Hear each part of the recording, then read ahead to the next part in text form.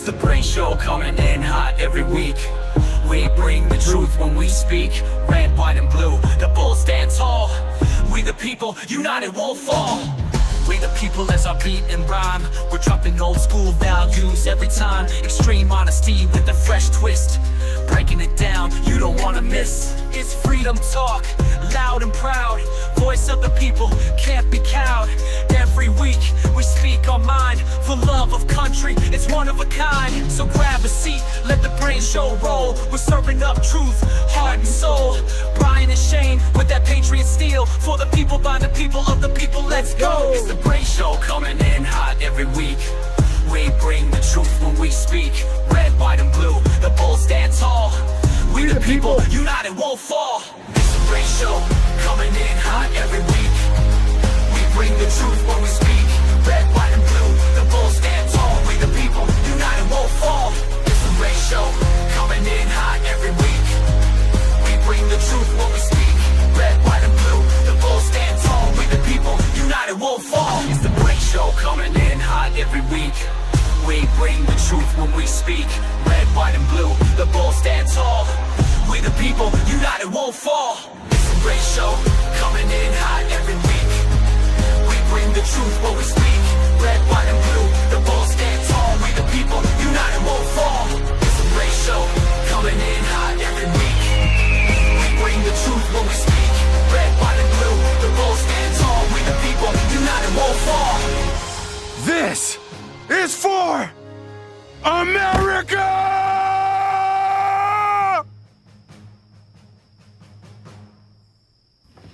Shut the f*** up! Yep. All right. You know what the problem with Hollywood is? Testing. Unbelievable, unremarkable. To those who can hear me, I say, do not despair. Will you fight? No! We will run! And we will live! Shame on you. This could be the greatest night of our lives. But you're gonna let it be the worst.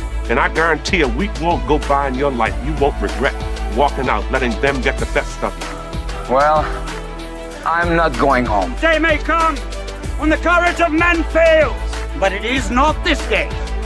The line must be drawn here. This far, no farther. I'm not saying it's gonna be easy. You're gonna work harder than you ever worked before. I really do believe that together we can accomplish anything. Because we'll never stop learning and we'll never stop growing. Failure is not an option. That's how winning is done. Believe me when I say we can break this army here. It has made us brothers. I say to you, what every warrior has known since the beginning of time. You've got to get mad. I mean plumb mad dog mean. If you would be free men, then you must Fight to fulfill that promise. Let us Cut out their living guts. 1 inch at a time. And they will know what we can do! Let no man forget how menacing we are. We are lions. This is your time. Seize the day. Never surrender. Victory or death. So come on then! Take it! This is where we hold them. This is where we fight. All right, let's fly! My name is the Lord. When I Tell our enemies that they may take our lives, but they'll never take our Independence Day. You, the people, have the power. The power to create machines. The power to create happiness. You, the people, have the power to make this life free and beautiful. To make this life a wonderful adventure. Then in the name of democracy, let us use that power. Let us all unite. Let us fight for a new world. We don't sleep to dream, we sleep to build stamina. Energy to do our thing, get your camera up. This show is about to begin, so sit down and buckle it in. Let's go! Hey, my name is Brian, that is Shane, and you are watching The Brain Show. I'm going to adjust my camera a bit so I'm not like worthy off from what Shane is at right now. How are you guys doing today, and how are you doing today, my brother Shane? What's up, man? It's good to be back. I missed you guys last week. It's soccer season, as some of you know, with me, and my son does a lot of soccer on Saturdays, so we're going to have to figure out how to get around this, but it's nice to see you guys. It is. It's very nice to see you. It's nice to do the show with you guys. We have a bunch of awesome topics today. Let me break it down. Shane saw Weapons. He's going to be giving us his thoughts on that. I have not seen it. So his non-spoiler thoughts. We're also talking about South Park season 27, episode 2. And, I have opinions on the quality of the show and opinions on maybe how one-sided they've been. Also, related to that story, Dean Cain is joining ICE, so that's funny. Gina Carano's lawsuit with Disney, she won, but did the fans win? We're going to continue that conversation. The first gamer president, guaranteeing fair banking for all Americans. That executive order actually affects gamers more than almost anything else, at least in the short term. So we're going to be talking about that, as well as a $50 million reward for Nicolás Maduro, the ex-president of Venezuela, or he would like you to think that he is the current president. He is not. Also, James Cameron warns of an AI-induced apocalypse. It's his own fault. I mean, I don't know why he's warning anybody. Yeah, it's his fault. You did this, James. This is your fault. Anyways, we're going to have an amazing show.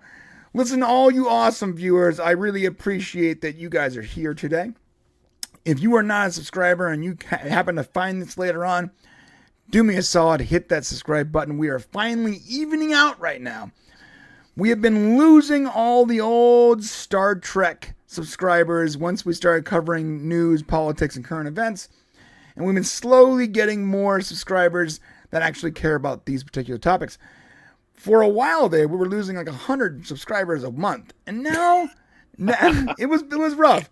Now it's sort of like almost even. So we would like to start seeing that positive growth again. So if you are not a subscriber, do me a solid and subscribe. If you find this information interesting, we will always be honest, give you our full opinion. There is no side to the aisle that is safe from us.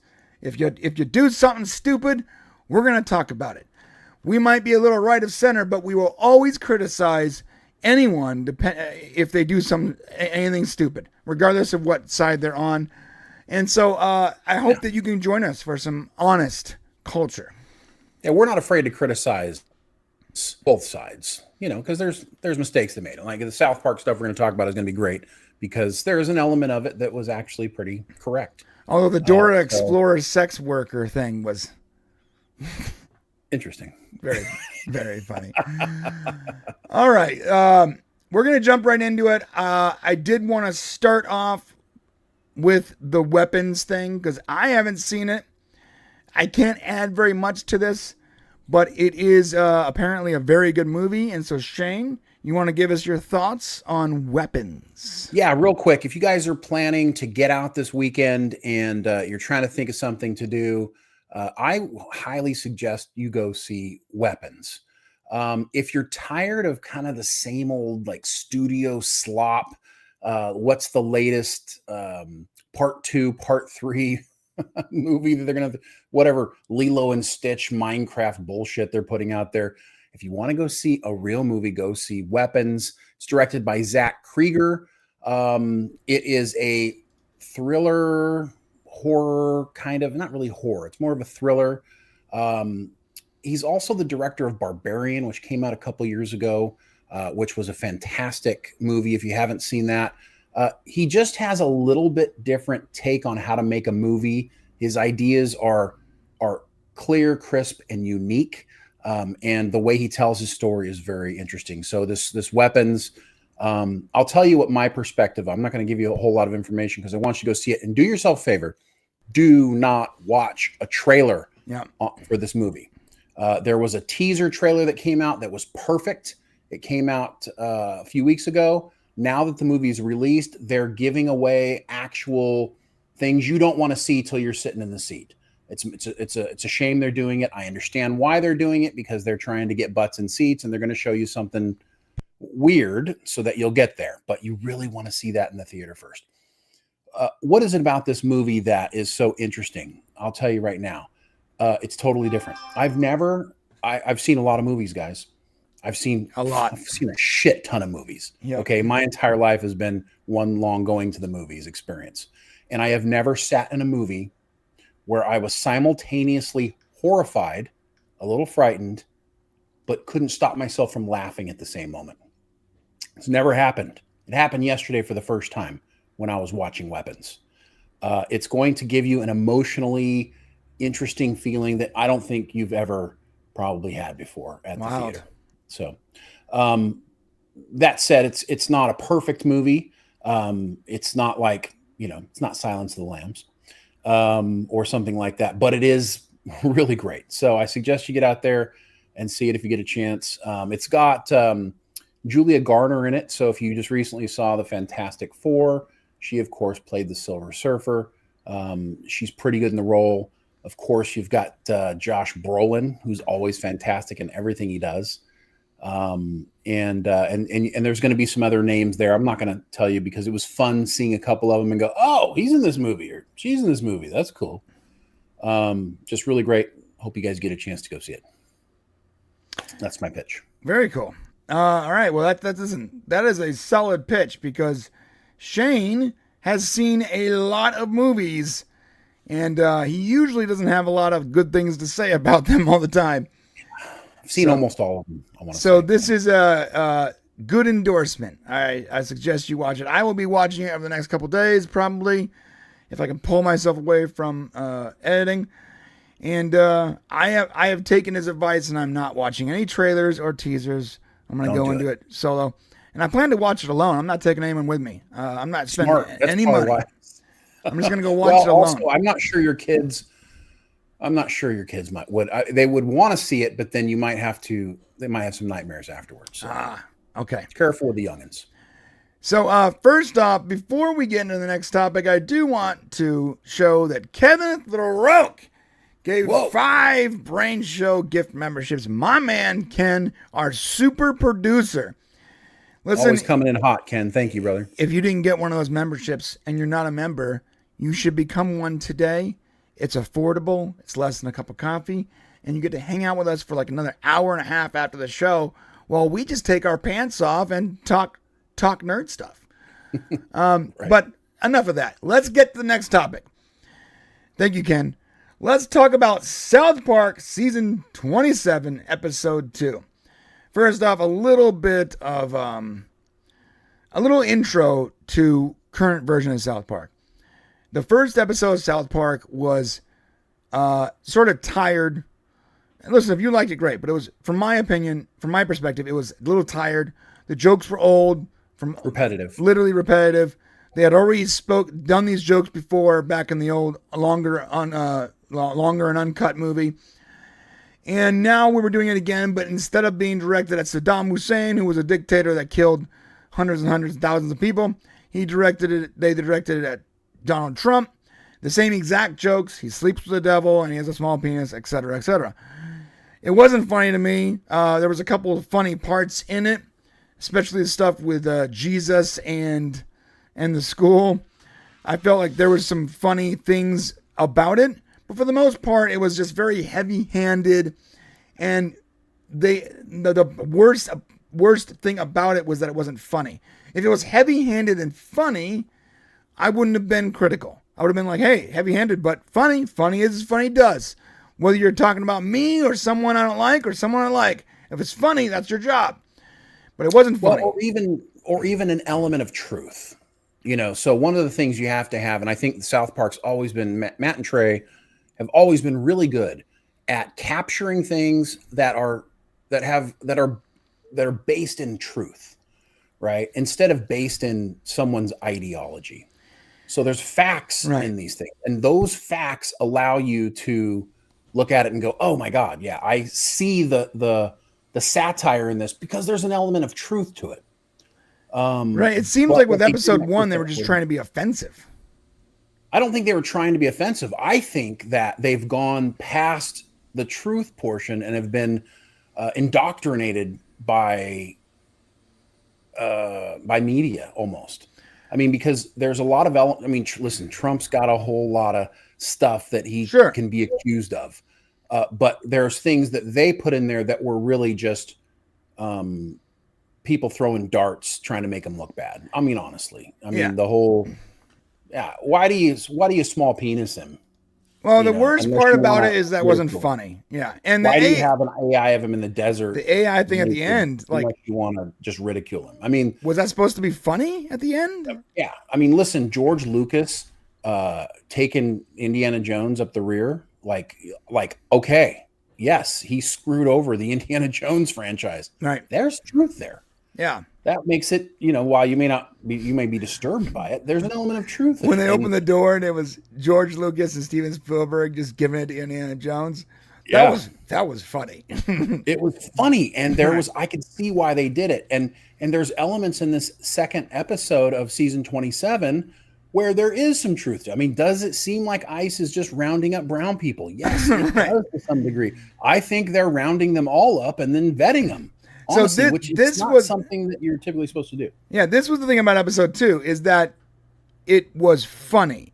Most of it was funny. Yeah, it's still heavy-handed, but I'm giving it more of I'm giving it more points because it was mostly funny. While episode 1 fell very flat for those old tired jokes that didn't really go anywhere and didn't have an element of truth, like Shane was saying, episode 2 had elements of truth to it.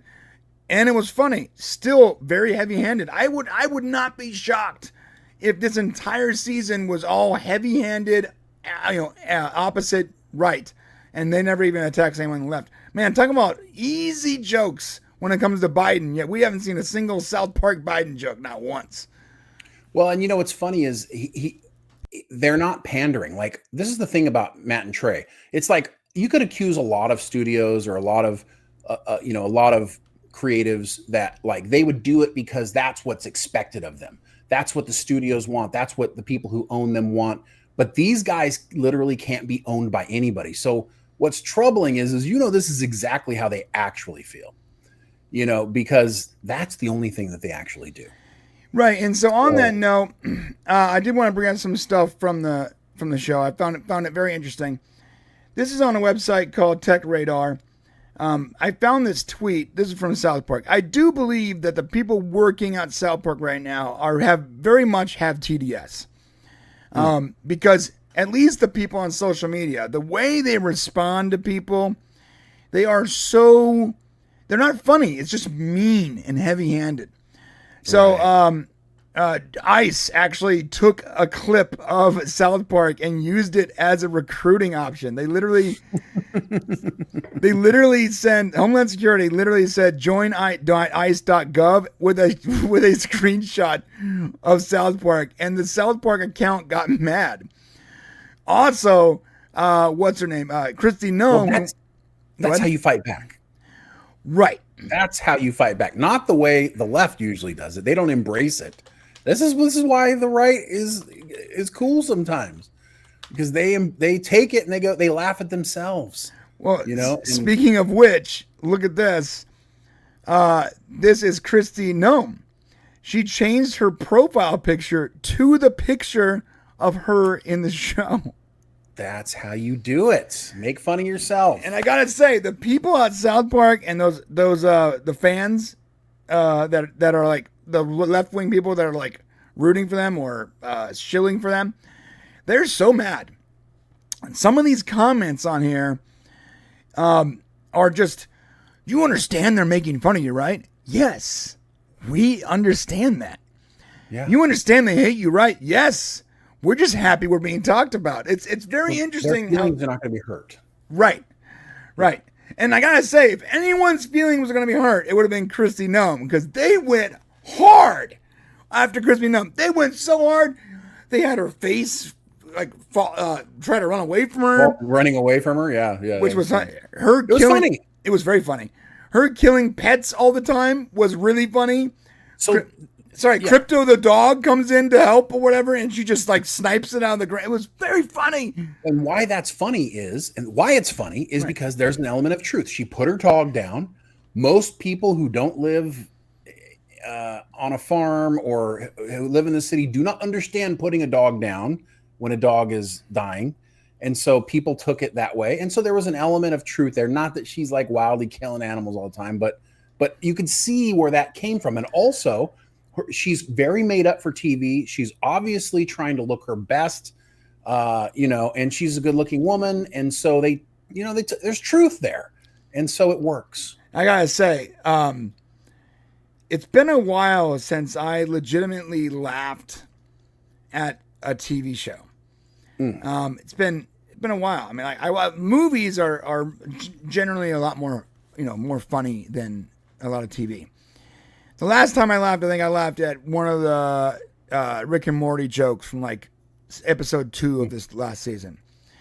But dude, that episode, I went into it expecting to not laugh, because I expected to laugh episode 1 and didn't laugh once. It was boring, right, and tired.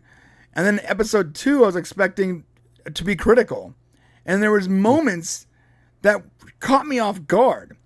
And one of those moments was at the very end when Kristi Noem casually walks into a Pets Galore, which is like a pet store, and just starts shooting the place up in the credits. The credits are running, and Kristi Noem is just, you hear her in the background just just shooting animals. It was very funny. Also, the Dora the Explorer things. First off, ICE rated a Dora the Explorer concert. Guys, if that isn't funny, I don't know what is. It's funny. That's genuinely funny. And listen, I mean, we live out here in California, where I promise you, they go to a farm and just round everybody up. Yeah, it wouldn't be that hard. You see the people just go running, and they're running after them, and it's like they literally are just getting to an area and just rounding everybody up. Yeah, I mean, well, we've talked about it before. So like, they are prioritizing criminals, and once they've rounded everybody up, they are. Right, but they're doing AoE damage, right? So like when they go into a place looking for a criminal, and that criminal is hanging out with their family members and friends and cousins who are also illegals, they're getting picked up too. Yes. So there's an AoE range of, like, if you ever play a video game, AoE spell is something where you cast it in a large area, right? They're doing an area, so they might be prioritizing criminals, but they're picking up a lot of people in that net. And I think when people voted for Trump, I think a lot of people, he said they're going after the criminals. What a lot of people that are on the edge of this think is they didn't think that this is how it was going to go down. What they didn't do is they didn't listen to him carefully. What did he say? Everybody's got to go. If you're illegal, yes, we're going to target the people who are breaking the law first, but eventually everybody's got to go. And that happened a little quicker than I think a lot of people expected. And that's a lot of the blowback that they're getting. Yeah, the crazy part is in no way did I ever hear what he had to say and I went, well, they're only going to get the real bad ones. No, I voted for him to get to find anyone that came in illegally and sort it out. That's what I voted for. A friend of mine who was a very left-wing lady, she was like, Did you vote for that? Did you vote for children and families to be separated? I'm like, listen, my heart breaks for people that are being affected negatively. But yes, I voted for illegal immigration to be solved. I voted for a secure border. I voted for this type of change. And partly because I see the problem annually.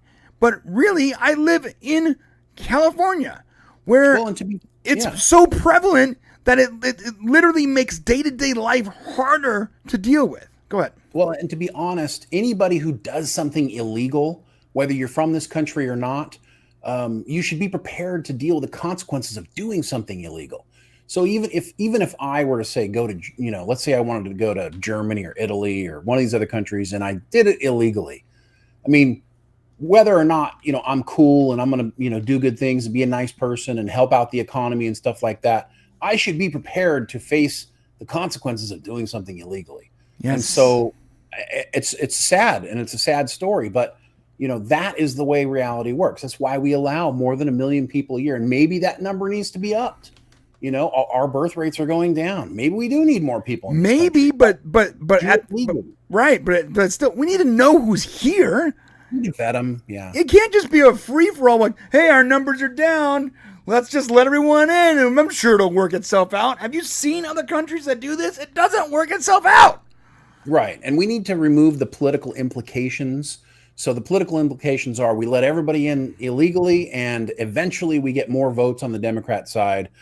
If your argument for the right is, well, we're stopping that because we don't want the Democrats to get more votes.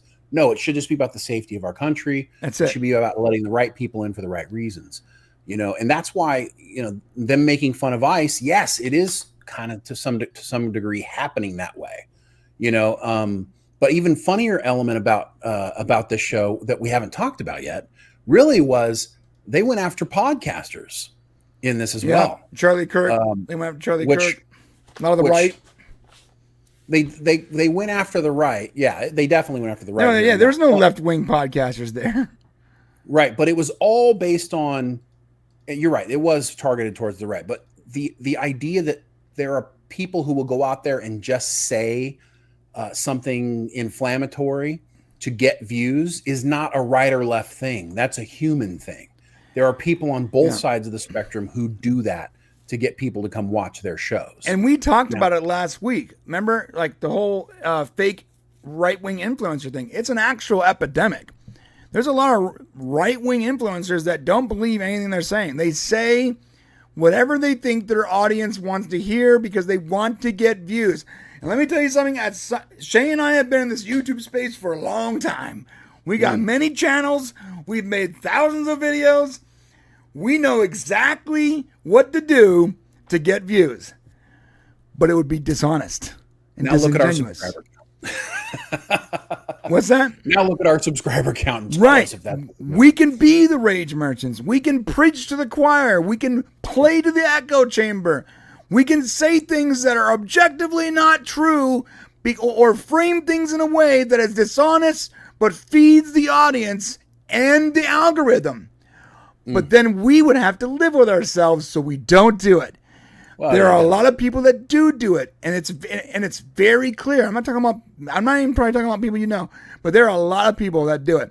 There's a lot of people that are very successful for being on the right, and they don't actually have views that are very right-wing or conservative. There's a lot of female influencers in the conservative space that it's to me it's so obvious when they're just saying anything a man wants to hear. Like, I think all women should be trad wives and not be able to vote. That's what I believe. You're like, no, you fucking don't. There's no way that you actually believe that you should have less rights as a person. But they say that because they want the audience to watch their stuff. Well, and we're always going to be dealing with that. I mean, we're always listen, we are human beings. Okay, we are attention whores. Okay, human beings want attention. Narcissist. It's part of the societal fabric of how we exist. And so when you bring it into the internet, the same thing is going to happen. But taking it back to South Park really quick, I did want to say the Mar-a-Lago stuff. I thought the Fantasy Island thing was great. You did. Like, I loved how JD Vance was tattoo. Oh, I loved it when he was like the plane. I was like, yes, and I love that JD Vance immediately was like, I made it. Yes, he wasn't mad. He wasn't mad that he was in South Park. He saw it as a badge of honor. And let's be real, guys. If Shay and I ever ended up in a South Park episode, even if they called us flaming faggots and poop-filled monsters or the worst possible things you can say, I would still see it as a badge of honor. Oh. Yeah, of course. Well, the only thing, though, I did not like is, of course, they went back to the Satan thing again, which is trite. And also, I didn't like them using Dora the Explorer as a sex slave, like almost Epstein-esque. It was, but it was shocking enough to get a giggle out of me. Oh my God! It shocked me. It was shocking, but like I said, all their stuff that's great is based in a little bit of fact, right? Right. So when they're just taking a shot, it's different than when. So, for example, there's, of course, the left is pushing the narrative hard that, of course, Trump hired all these young girls at Mar-a-Lago and did, and terrible things happened to them there, and so that just pushes that narrative, which is that's further on. It's not even really on the edge. It's just a left-wing conspiracy theory. I mean, yeah, that is so silly. Yeah. When they take what Trump says out of the context, they go, Trump didn't kick Epstein out because he was being inappropriate. He kicked him out because he was stealing his girls. You're like, What? How do you even get that from that? Right. And then Listen, if people laugh Trump on that. actually ever did anything inappropriate with girls, we would know. It would be so out. broadcasted. They would have said it already. Yes. It would have happened. There isn't even accusations of it with all the thousands of employees that he has. It's insane. I mean, is there an element that intrigues me about Trump and the fact that he did all his Miss America stuff all that time? Yeah. Was he probably a horn dog? Yeah, probably. Did he act probably inappropriate? Yeah, probably. But probably. So did every other dude in the 70s, 80s, and 90s. So yeah. Just doing rails of coke and watching Miss Universe, like, yeah, bro. I mean, I was watching this thing on Hulk Hogan. I'm not trying to get off topic, but I guess it's on topic. But this thing on Hulk Hogan, and they're like, Hulk Hogan was not a good man. He was a racist. And I'm like, literally everyone back then could be classified as a racist. No, I don't think so. Because the things that he said, other people were saying at the same time. It's not like it was unique. Said, people still don't understand what the F racism is. No, they don't. It's so, racism means you hate something or somebody because of their race. The term, just because you say something inappropriate nowadays, because you call somebody a name or, not even talking about the N-word, but just anything, like if you call somebody, Oriental, like that, you're considered racist. Well, no, that's just what they used to call Asian people, So, I mean, it doesn't mean you hate them because you called them something. So, and I really think that Hulk Hogan is falling into that same category. I mean, there's so much video of that dude over his life, I don't know. It just doesn't make a lot of sense. Well, so there was what I was going to say was that there was this story about Hulk Hogan in the 80s. Adam Carolla always talked about this story where Hulk Hogan and another, I'm always forgetting the guy's name. I don't know if it was Randy Savage or some other. Randy the Macho Man Savage, yeah. Possibly that. Okay.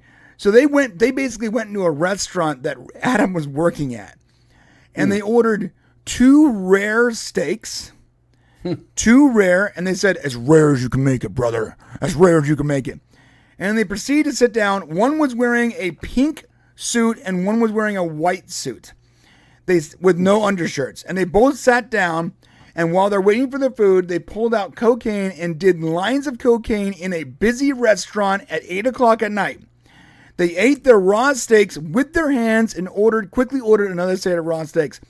The restaurant, by the time they were done, had cleared out because they were in there screaming at the top of their lungs, laughing, having the most raucous time, and they had burned through 6 rare steaks and did more cocaine than anyone should be able to do without their heart exploding. And that wasn't a story. That was a normal story for the mid-'80s. A lot of people did coke in the 80s, bro. Now, but you have to understand, now if that happened once, it would be all over the internet. That person would be canceled the next day. This was happening at dinner time on a Friday night in the middle and in public. Yeah. These are different times, dude. Yeah, you can get away with less now. You have to, I mean, it's the way society, welcome to the internet age. Yeah. Welcome to the jungle. Wait till what AI is going to do. AI is actually going to set us back. I'm actually looking forward to talking about that later. Yeah. One quick more thing about this episode. Another quick thing that made me legitimately laugh was when they mentioned the good people going to heaven. And the next shot. Oh, dude. The next shot was a bunch of people in heaven, and then you hear in the distance the sirens and ICE raiding it. That was funny. That was just funny. That was legit. It was good. Funny. It was laugh out loud funny, and the pet store thing. There's one flying up here. Get it. Yeah, get it. Get it. This all laugh out loud funny. The counselor wanting to get his nut funny. All of this had elements of truth to it. Some of it was still heavy-handed. It was obviously very biased again. But I don't care as long as it's funny. If you give me funny, I don't care who you're making fun of. But your primary goal is to be funny. Well said. All right, let's move on. Actually, we have a super chat, I believe. I think we did. Good old John Yulden. John Yulden. We do a Stargate show every Sunday at 12:30 p.m. PST. Come check that out. Tomorrow, I believe we're doing episode 14 of Stargate SG-1 season 2, and it is a blast. It's just bros hanging out, shooting the shit, watching Stargate, and eating snacks. Real good time. You should come check it out. John and says, I appreciate John sitting in for me when I'm unable to make it. So thank you, John. Yes, and John says, have a great show, guys. Like and subscribe, everyone. Yes, and we might be seeing a little bit of John later on. So let's go into the next topic. Okay.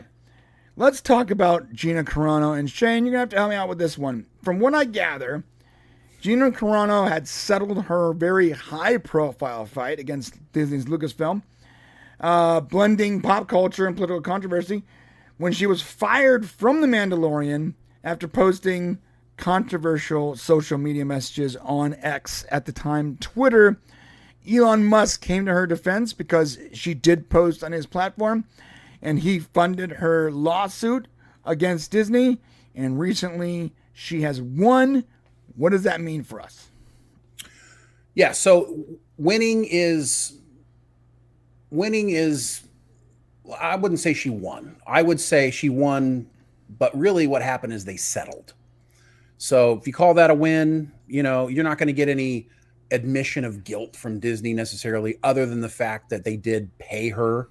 But there's no judgment for her, so to speak. It's basically, look, Disney saying we've had enough.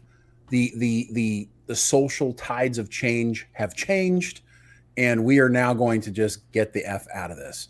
The best part about this whole thing, I think, in justice to Gina, because listen, she stood her ground, and I think we put a tweet out that basically said something to the effect of, when you stand your ground, the social tides of idiocy or jackassery changes, you'll be rewarded in the end. And it's very hard for people to do that. But she did. She put everything on the line to stick to the right thing. So now what Disney has done, basically, not only did they say, yeah, we're going to settle, this is going to be over, but hey, hopefully we'll get to work with her again in the future. So an admission, that's as much of an admission of I'm sorry as anything by saying that they would bring her back in. Now, do I believe they will bring her back in? Nope. No, I do not. But they said it.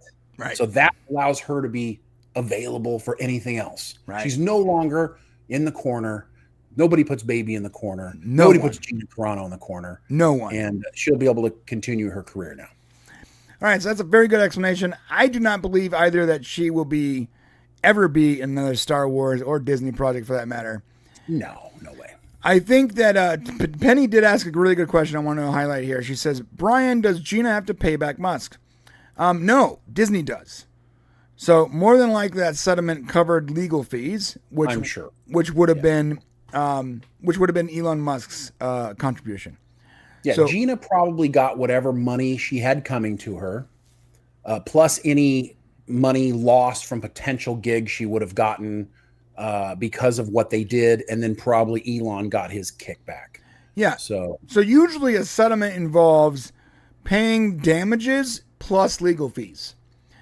Usually. So more than likely, they got her damages for what she should have made, what future revenue she could have made before the scandal, and her legal fees, which would have been what Elon Musk contributed. So more than likely, Elon Musk got what he had to. Gina got what she deserved. Not ultimately. Gina could have had a great career. This really set her back real far. So we don't know how much Disney gave her. Maybe Disney gave her more than she would have ever made in her career. It's possible. I like Gina Carano, but it's not like she was some Oscar winning, actor. But she was what was she? MMA, right? Yeah, she's Gina. I don't know if she's she might have done some kind of fighter that was pretty and good enough to be an actor.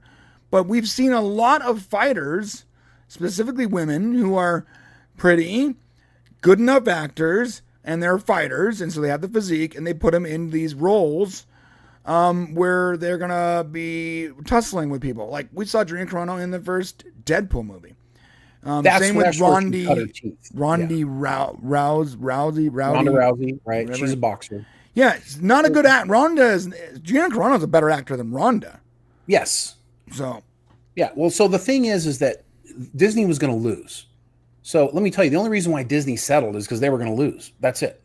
Eventually, it would have gotten to a place in the courts where it was like, yeah, you can't fire somebody because of their political beliefs. Sorry, they were going to lose. That's why they did this. So, I'm sure she got a nice, pretty penny. She should have, because otherwise she should have just been like, I'll just keep going until I get my judgment. Yeah, more than likely she got a healthy amount of money. I think that because she is such a free speech advocate, as well as Musk, I think the money had to be good enough to satisfy her. Otherwise, she probably would have just kept going for the gold because she had Musk funding her. And also, listen, no matter what you say about Elon Musk, there's people who are on all different sides how they feel about him. But listen, anybody who's going to stand up for First Amendment rights, the fact that he's willing to back Gina or anybody who got fired because of their beliefs, I mean, dude, that's American, like 100%. There's nobody who can argue against that as being a good thing, in my opinion. Yeah, no, Shane, it's not your opinion. That's an objective truth. That's the way I feel about it. How can you be against fighting for someone who is persecuted for their right to free speech? Agree. I couldn't imagine. Like if you have a problem with that, though, I think you need to reevaluate your priorities and maybe get out of an echo chamber. You might be stuck in some threads or Facebook or Reddit community where they are feeding you all kinds of BS that is tainting your world vision, because freedom of speech is paramount. And anyone who fights for that, regardless of what we agree with or disagree with outside of freedom of speech, you have to applaud him for literally putting his money where his mouth is and funding people that were removed from his platform for their freedom of speech rights. Amen. Well said. Wild to me. Okay, we're going to move on from this. Let's talk about the ultimate gamer president.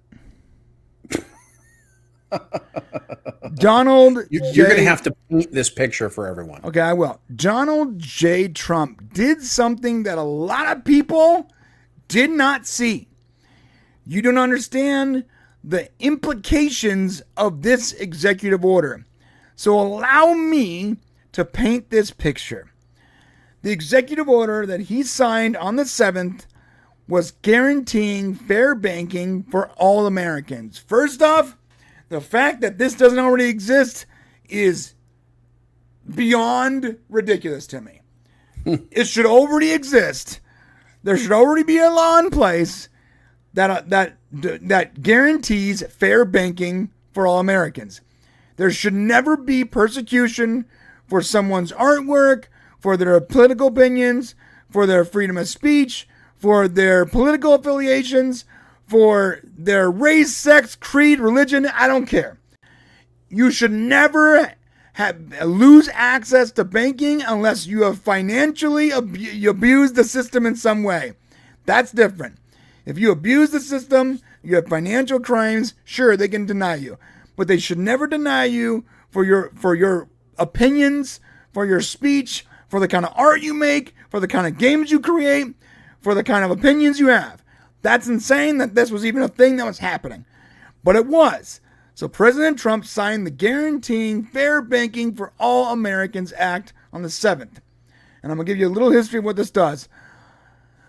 TLDR.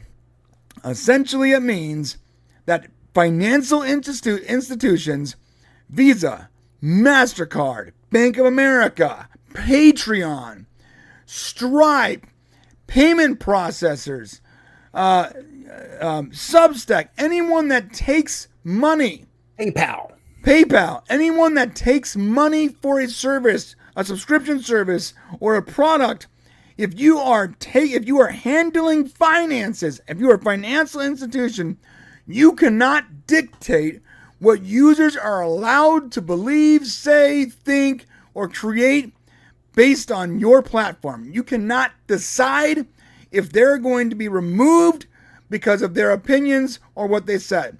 And in the past, that was an actual thing. Remember, crazy Kanye West had his banking privileges removed. There are Nazis that had banks and never had them removed, but that dude wasn't allowed to talk about, he wasn't allowed to bank the second he talked about Netanyahu, right? Well, yeah, Nazis. He was actually, he was pretty much a Nazi. He was pushing it. Yeah. He was pushing it, but I mean, it's free speech. It's still free speech. So what happens is this act not only guarantees equal credit opportunity, equal right. Not only guarantees fair banking, but it also sets apart a team of people that are going to set in motion events that will try and reestablish people that were removed previously from places like PayPal, Visa, Stripe, Patreon, etc.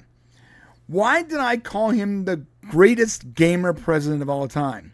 Yes, why? Because what you don't understand, and while this affects all Americans forever and supports freedom of speech and supports freedom of religion and supports 2A and supports the Constitution, why this really does it for me is it protects Valve and Steam.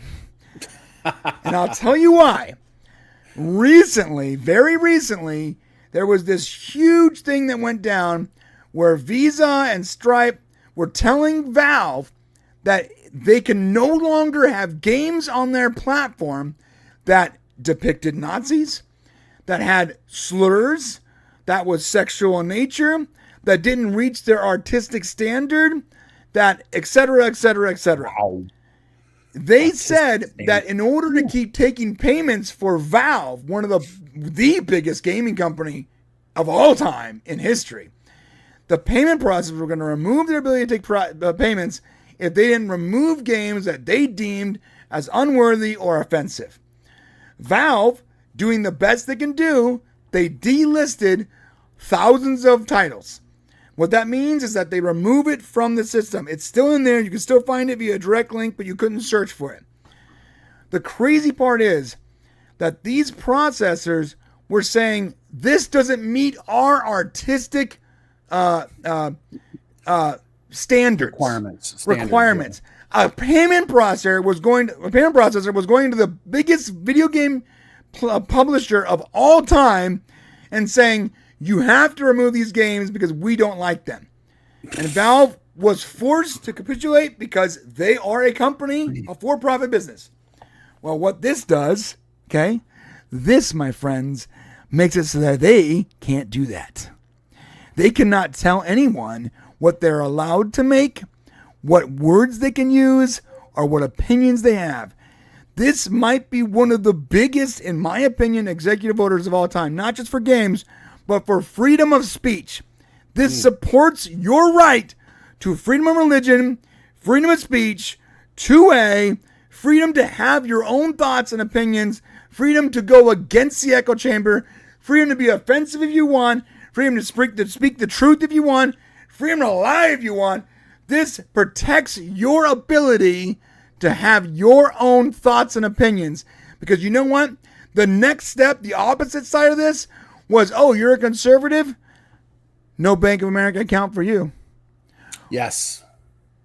Well, also, you got to take it from this perspective. Now, this is a good thing because we're talking about gaming and you're talking about businesses that have a virtually invisible third-party support system to manage their money. So in this case, this works. Now, you couldn't apply the same principle to hiring. So you can't say, well, your employees can say and do whatever they want, because now that's a direct reflection on your business. So there is, I love this taking the power away from the hidden agendas. Yeah, the shadow institutions. Right, the ones who want control and power. Because we do have, you can't, we do have especially for government and a lot of different agencies, you can't fire people based on their their religion or their race or their sex. You can't do that. Right. Okay. That makes sense. Okay. But those things aren't going to make your company look bad. So there has to be, the companies do also have to have some First Amendment rights as well with their hiring. So this is going to be an interesting line to walk because you're not going to be able to implement this on every business, but you can implement it on the background businesses that support front-facing businesses. Yeah, I completely agree. A big reason why Shane and I left Patreon was because we weren't being promoted on Patreon in any way. Other accounts, other creators were being promoted nonstop because they had the right opinions, because they had the right content. I remember seeing stuff like Feminine Frequency being on the front page of that website every day, constantly promoted, while our content, which was not offensive in any way, but it wasn't supporting the current agenda, the message, was never promoted once, had no search. You couldn't even find us outside the link we would share automatically. I remember us looking at Patreon and going, why would we continue with a platform that actively hates us? A platform that not only hates us, but is hard to use. A platform that's hard to share on, that hardly works right, that has horrible search features and no promotion. Why would we give them 30%? I would rather give YouTube the 30% because at least it's easy to use. People can find it and they don't got to leave the website to get information. So we left Patreon and we started the YouTube member stuff. True. Another big reason for that, though, is at any moment, Patreon could have decided just to end us. So if we put our eggs in that basket, we lose that income because we have a difference of opinion. Listen, YouTube could do the same, but to YouTube's credit, their terms of service, which are ever shifting, are pretty clear most of the time. And while we've been demonetized a couple times because we didn't know, or we made three times. It's been 3 times. It feels like a lot. Even though we've been demonetized, we figured out why we were. It wasn't like, we still don't know why we were demonetized at one time. No, we figured it out. And we know what not to do next time. And it might happen again. God forbid, knock on wood, throw salt over my shoulder. But at the very least, there are dissenting opinions on YouTube that I know for a fact go against the core of YouTube's business values, and that they allow. Steven Crowder is still on YouTube. He's not even monetized. His clips are still shown in my feed. That guy is still allowed to have a channel. So while I complain a lot about YouTube, at the very least, they don't completely deplatform most people. I mean, there's insane stuff you can say that will happen. But if you play by if you color mostly within the lines, you're fine. Other institutions like Substack, like Patreon, like old Twitter, that wasn't the case. You said anything against their ever-shifting terms of service and you'll be removed from the platform immediately, at the very least. And I think that as a creator, you should probably branch out, do some stuff on Rumble, do some stuff on X, do some, move around. Like be on multiple platforms. Don't put all your eggs in one basket. But the worst thing for us at the time, and it was real bad back then, is that people were literally losing their ability to bank, losing their ability to take products. PayPal was stopping creators from selling things because they didn't agree with what they were selling. I can't believe that a payment processor can ever have an opinion on what I'm selling. If people are willing to buy it, then they're going to buy it. It's not up to you on what people can buy or people can sell. It's up to you to make sure no one's getting scammed. That's pretty much it. I think it's well said. And it's a good move. And so Trump is the best gamer president of all time. You've convinced me. Yeah, I think so. I mean, a friend of mine was like, hey, you think Barron is in there being like, yo, Dad, I'm trying to play this game on Steam about Nazis, and they said I can't even find it because like this Stripe program is not allowing them. Can you handle that? Trump's like, this is unacceptable. fair banking for all Americans. All I know is you don't want that to get out because the left would have a ball. I know. Obviously, I'm making a joke, bro. Games. Yeah. I don't want to like get too much in the weeds here, but I think this is actually a really good order. A lot of orders don't really affect all Americans, and you would think they would, but a lot of executive orders might not affect you or me or anyone. And a lot of these bills that come in, these like 1,000-page bills with earmarks and all this, you scratch my back, I'll scratch your back, bull crap in every fourth page, doesn't really affect a lot of people on a day-to-day basis outside of grocery prices and that kind of thing, the trickle-down effect. This is actually a big deal because this supports your freedom. What I believe and what Shane believes are your human rights, not yours American rights. Yes, America is the only country to actively support those rights, but I believe they're God-given rights to freedom of speech, God-given rights to freedom of religion, God-given rights to serve, to say what you want to say, serve whoever you want to serve, create whatever you want to create, and let the free market decide whether or not those things are valuable. The fact that this wasn't already a thing is like insane to me. How we can have giant businesses and the 0.001% protected against every kind of insurance and every kind of scam there is, but we didn't have the basic protection of fair banking. It's crazy. Good point. Now, Brian and I did talk about this. This is an executive order. So unless Congress decides to make it a law, the next president can cancel it. So it's just something that needs to be considered moving forward. That's true. Very true.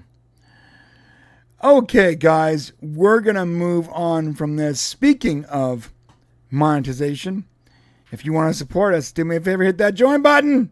Hit the join button, become a member, because in about 47 minutes, we'll be going to the members section. And before then, we do have a special announcement. So we're going to talk about Maduro next and the $50 million reward. But stick around, because after this, before the very last story, we have a little special announcement for you all. So stick around for that, please. All right. So let's talk about this $50 million reward for the information leading to the arrest of Nicolás Maduro. And I have a video here. Shane, if you want to say something before I play the video, or you want to say it afterwards, let me know. Nope, I'll wait till afterwards. Okay, so this is the video, my friends. It is Pam Bondi. And for a minute here, I actually thought this was fake. I thought that someone did an AI thing. Because when I saw the $50 million reward, it just seemed so insane. Incredible, even. But it's real. So let's watch this, and let me see. Shane, can you hear it? Today, yeah. Okay. All right, here we go. Pam Bondi. Department of Justice and State Department are announcing a historic $50 million reward for information leading to the arrest of Nicolás Maduro. Maduro uses foreign terrorist organizations like TDA, Sinaloa, and Cartel of the Suns to bring deadly drugs and violence into our country. To date, the DEA has seized 30 tons of cocaine linked to Maduro and his associates, with nearly 7 tons linked to Maduro himself, which represents a primary source of income for the deadly cartels based in Venezuela and Mexico. Cocaine is often laced with fentanyl, resulting in the loss and destruction of countless American lives. The DOJ has seized over $700 million of Maduro-linked assets, including 2 private jets, 9 vehicles, and more. Yet Maduro's reign of terror continues. He is one of the largest narco traffickers in the world and a threat to our national security. Therefore, we've doubled his reward to $50 million. Oh my God. Under President Trump's leadership, Maduro will not escape justice, and he will be held accountable for his despicable crimes. If you have any information to bring this criminal to justice, call 1-202-307-4228 or go online. All right, so the funniest thing about this, aside from the whopping $50 million reward, God dang, that's a lot of money, is the pretty much general consensus on this announcement. either people are saying, don't arrest Maduro, let's not waste taxpayer money, just deal with it, take him out, he's pushing war, or this is a distraction from the Epstein files. Pretty much whether it's Reddit or Twitter or Facebook, wherever this is, pretty much every comment is just kill Maduro or why are you hiding the Epstein files? This is a distraction. I think it's today the department. I think the amount of money is insane. Firstly, but even more so, I think it's wild the story that we've gotten from Venezuela. He went from being the very much loved president of that country to now being just a drug warlord. I don't like. When are we getting the movie about Nicolás Maduro? Please, I want to watch that so badly. Well said. Here's my take on the whole thing. I think it's great PR. So it shows that the Trump administration is serious about drugs and fentanyl, which that's what they've been saying the whole time. $50 million is a lot of money. And I'll tell you what disturbs me about putting this out like this. In my opinion, we should have intel assets, military assets that we should be able to go and pluck off any human being on the planet that our country wants to at any moment. Right. Okay. We were able to take Osama bin Laden, right? Who was king hider. He was hiding very well. Yeah. Why tunnel rat. We just go find this guy? So if we really want this guy, I don't think we need to give somebody $50 million for a phone call that says he's hiding over here in the woods. Okay. We should know that already. So I do feel like this is more of a PR move than anything else. Are you kidding me? I'm quitting my job. I'm going to go hunt for Nicolás Maduro. Might as well for $50 million. One-way ticket to Venezuela and a sat phone. I'm going to go find this motherfucker and I'm calling in the tip. Like I can retire off this one job. Where is Dog the Bounty Hunter right now? You don't think this dude is hunting Maduro down for $50 million? He hunted down a 22-year-old meth head for $75. You don't think he's off looking for Maduro right now, bro? No, well, Maduro's probably not in Venezuela. He's probably on some sort of cartel compound in the jungle somewhere where we don't have eyes, probably. We just need to put imagine if we put $50 million into finding him as opposed to, you know what I'm saying? Like put the assets into it, put it into the troops, to the intel, to the satellites, all that good stuff, but however they want to do it's fine. One thing that I truly believe that we need to do is end the cartels in Mexico altogether and just tell Mexico, listen, we can do this with you or without you. Okay. But we're not going to have cartels on our southern border, making, and they're the ones, let's be clear. This guy is definitely making the problem worse. But if the cartels don't exist on our border, on our southern border, then this problem is not nearly as big as it is right now. So I'm all about going in and saying you can do it with us or without us. I'm sure Mexico, you'd love us to help get rid of the cartel, because then you might have free and fair elections and you might actually be able to run your own country. So just something that I've always thought we should do anyways. Yeah. One thing about this is, just so you guys know, Nicolás Maduro basically forced himself as president of Venezuela for his third term. He took over the country as a dictator. And the excuse me, the actual elected president of Venezuela was never allowed to fully take office. He illegally claimed the presidency despite massive global outrage, and he just took over as president. He's essentially Saddam Hussein right now. This is a president in name. This is not the definition of a president. This might as well be a dictator. So for the people that are, for some reason, like the Washington Post, let's talk about that real quick, stumping for this dude, calling him the president of Venezuela, even though they know he's not the actual president, that he was, that he installed himself after someone else won, that he is a dictator, almost shilling for this mad person, this madman, is really, really dishonest to me. And I'm not surprised. Washington Post is always dishonest. Not always, but most of the time dishonest. And when I read this article, I looked at this article and I was like, why are they stumping for this guy? And finally I get to the third paragraph and they go, well, the U.S. has not recognized Maduro as Venezuela's president since 2019, citing a deeply flawed election. Again, though, not giving the whole story. Someone else won the election. Maduro basically turtled himself into a compound and forced a third term. It wasn't a deeply flawed election. It was an illegal process. He took over the country as dictator and just kept the title as president. It was very clear. It's just sort of beyond dishonest to me when newspapers that obviously don't like Trump would rather side with a drug-pushing dictator over the president of the United States. I'm surprised that you're surprised. Doesn't matter what Trump... I mean, there is nothing that they've ever agreed with him on. Nothing. I mean, it would almost be hilarious for him to come out and be on their side of things, just to watch them flip and go conservative. It would be hilarious. You know, he should be like, you know what, open up all the borders. I'd be like, close them down quickly, close them. Yeah, I guess you're right. Maybe I shouldn't be surprised. It's ridiculous. I mean, it's completely ridiculous. Maybe it's because I want to be an optimist.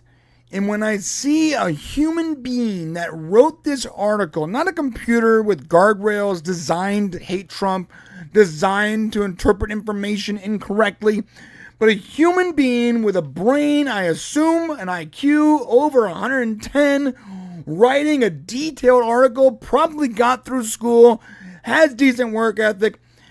It still shocks me that they would purposely write things that are misleading, disingenuous, and then therefore dishonest because they don't like someone. It's hard for me to look at that because I grew up in a world where journalism was one of these honorable things. It was an honorable, job, occupation.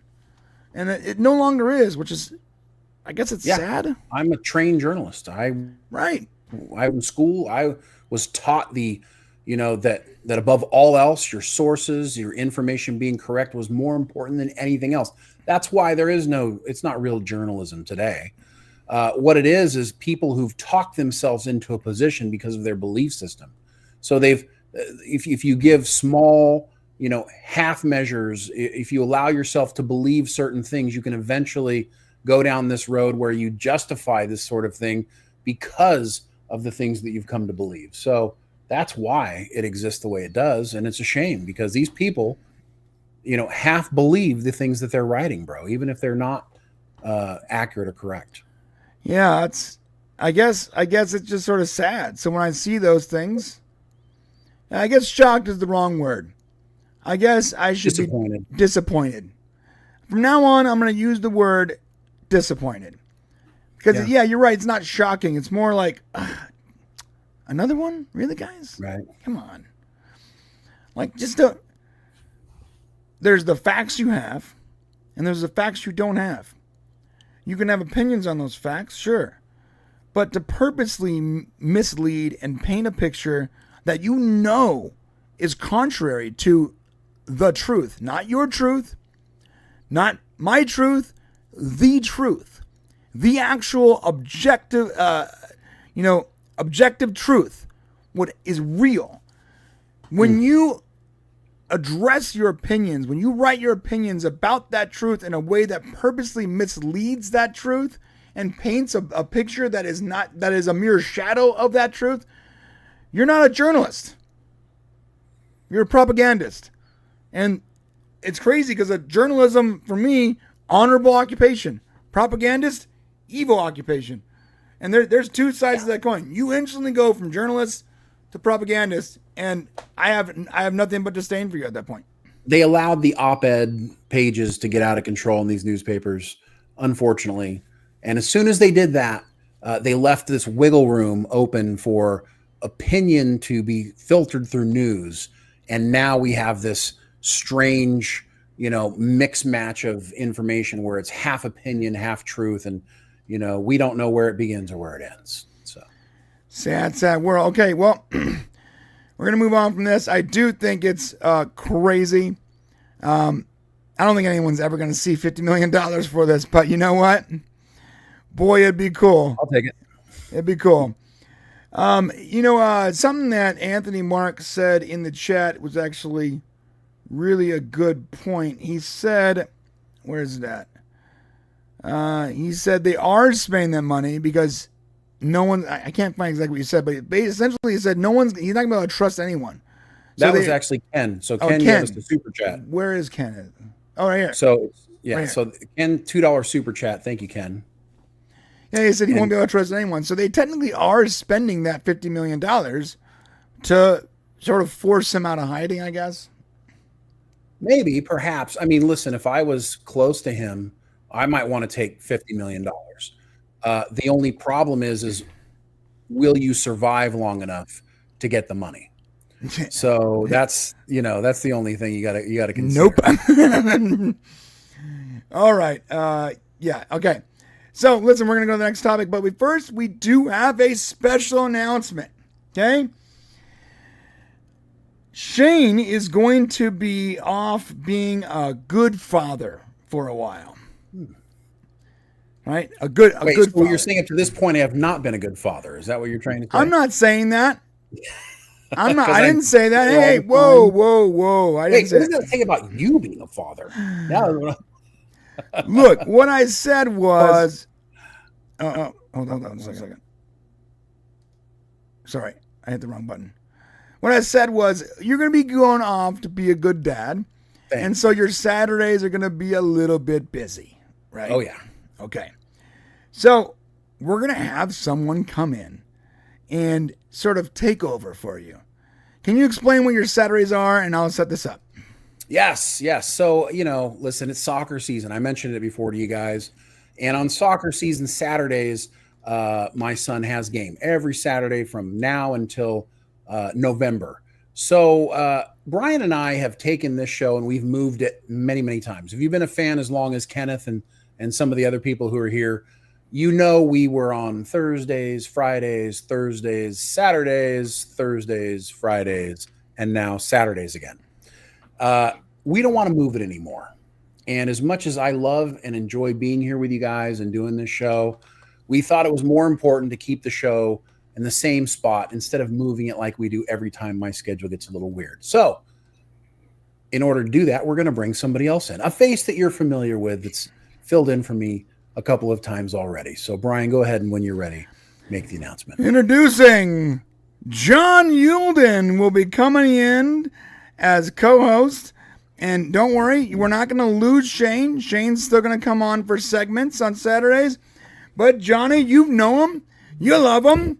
We do Stargate together. We have great chemistry. We enjoy a lot of the same topics. Hey, okay. Were you doing like the dick sucking motion? Is that what you're doing? Yeah. I thought that was like hazing. Oh, it was the cheering. Oh, I thought. It's interesting that's where your brain goes first. Yeah, it's true. Yeah. Well, anyways, John is going to be filling in for Shane when Shane's not here. And even when John's here, Shane's still going to come on. He's not going to leave us. He's going to get home a little later than his normal time. He's going to jump on, do a segment. He's still the second half of the Brain Show. So don't worry. But John will be keeping his seat warm. How you doing today, Johnny? I'm doing well, thanks, mate. How are you?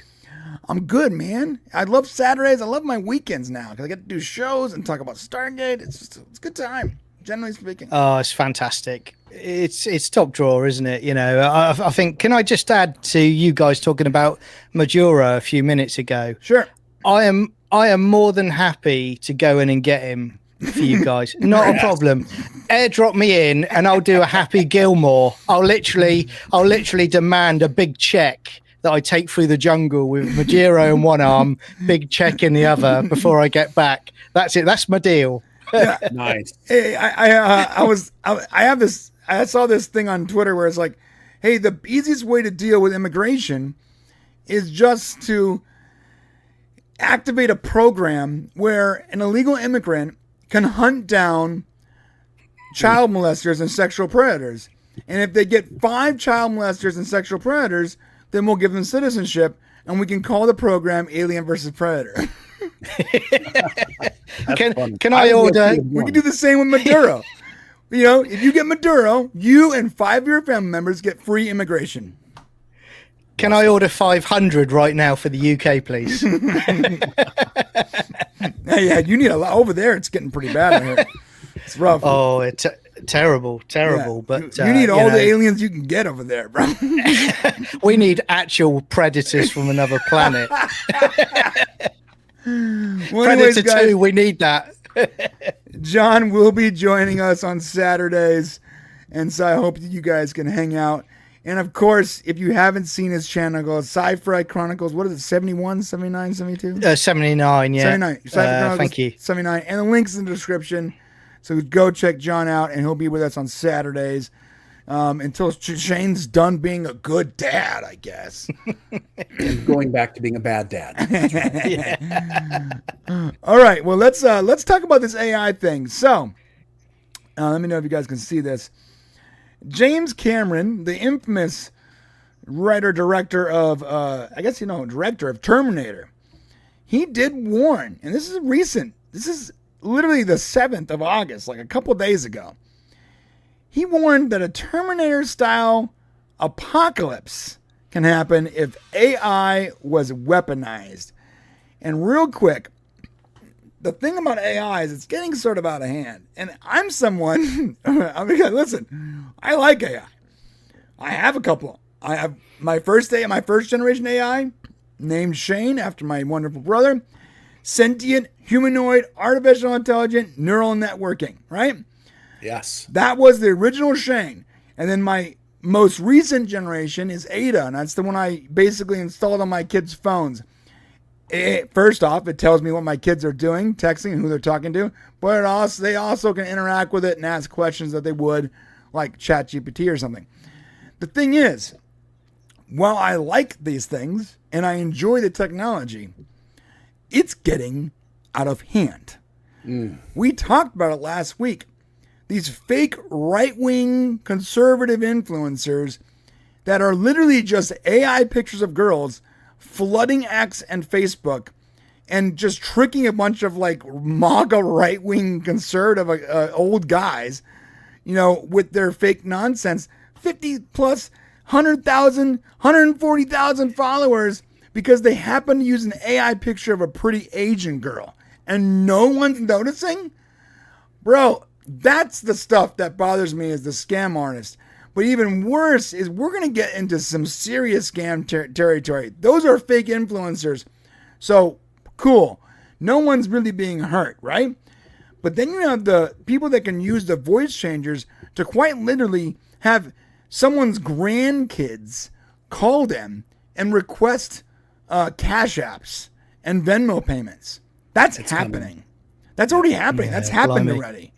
Like, we have real bad AI where, like, women who are prudent and conservative are being pictured in video sexual acts and then being blackmailed for something they didn't even do to take money from them. That was another story I saw recently. Now, I'm not sure how good that video footage was, but the woman that got blackmailed quite literally was worried that a fake video, this conservative mother of 4 Christian woman, that a fake video that someone made would end up on the internet and paid someone $5,000 to not release it.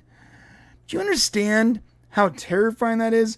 We are approaching a time where you might not be able to tell if something is real, if something sounds real, or, I mean, it's going to really affect the upcoming elections. It's going to be sort of insane. Might not isn't even the word, bro. Might not isn't the word. You can't. And if you've noticed on X lately, Elon keeps putting these posts out about what Grok can do. And let me tell you what, these still images of famous people, you can't tell whether or not they actually did that thing. So imagine taking a naked picture of a woman, just she happened to send you a selfie with a naked picture. You could turn that into an entire sexual scene with AI. And you got to be careful. Yeah, I mean, I was going to say, guys, I mean, watching T2 as I have so many times over the years, where you've got that iconic scene with the Terminator crushing the skull at the beginning, my mind now, you won't have any of that anymore. All you'll have is just Skynet would just be putting out loads of sexy women on X, and all these guys would just be walking towards Skynet with their phones out going, yeah, it says meet her here. Yeah, 100%, man. That's how they're going to get them. All you got to do. So there are some safeguards in place. So unless you have a homegrown AI, like we do, the odds of you being able to take a naked picture of like Jessica Alba or something and make that into remember that a few years ago, 8 years ago, whatever, the fappening, where a bunch of those iCloud accounts were hacked. Yeah. And a bunch of naked pictures of celebrities ended up on a website. I remember seeing Jennifer Lawrence's butthole and thinking, this isn't good for her. Well, now you can actually take that image and animate it and make it a full-on video. But you can't do it. I don't know why I said butthole. It's going to animate it. I don't know why I said butthole. What's the animation going to do? It's like, is it going to talk? Is it going to sing? I don't know why I said butthole. Specific about that, by the way. I don't know what. I mean, I do remember clicking on the link and being like, damn, that shit never was a butthole. Jesus. Didn't think I would ever see that. I'm sorry. I mean, specifically, nude photos you can animate. But with current services like Grok, like Luna, Runway, even the ones you can animate, images you can animate, you can't do nude images. There are very strict guidelines for making pornography on these websites. That being said, if you had the know-how, you can install and customize and train your own AI. And you can do those things. But there is a high level of a high bar that is required. I was able to do it after months. It took me a long time, and I am a computer genius. It took me a long time to get an accurate, clear, good-looking video generator and a lot of computing power that most people don't have. But it's a low bar to simply change facts, and that's the problem. It's one thing to go all the way to the nude thing, but just taking a picture of someone that you know well that now is animated in a way that you don't know whether that actually ever occurred or not. Right. It's putting us, it's actually, disturbing the fabric of reality and what we remember of things that actually occurred. And this is a really big problem for people, for humanity. We're going to get to a place where we can't trust anything that we see anymore. And it's only going to get worse from here. I'm already starting to feel it, and it's just going to simply get worse. What do you think, John? 100%. I do think, it's funny when I always look at the Bible and it says about the end times and the signs of deception and all of that. We're right in that zone, though, because it's happening more and more now. I mean, I just innocently, I saw something the other day where it was an advert for get an old fat photo of a family member and it'll animate it so it brings the photo to life. Yes. And I was like, I would never do that. I don't want it to create, that's like necromancy. Well, it's ghoulish, but I've literally been paid and families have asked me to do that for them.